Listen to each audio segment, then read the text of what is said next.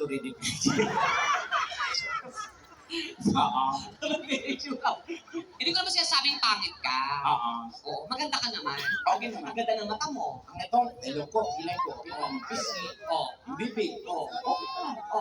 Hindi lang minsan kasi namon. So dapat, Nag-aayos ka naman minsan, i-chismis naman dito, wala, gubot.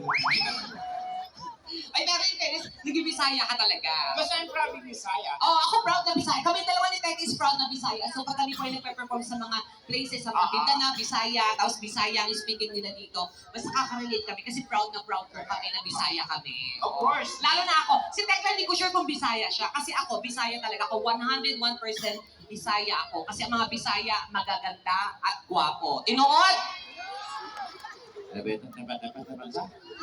Sabi mo? Ang mga Bisaya, gwapo o gwapa. Kung mga Bisaya, gwapo o gwapa. Oh. O Bisaya ko, sama, dayor ako dire.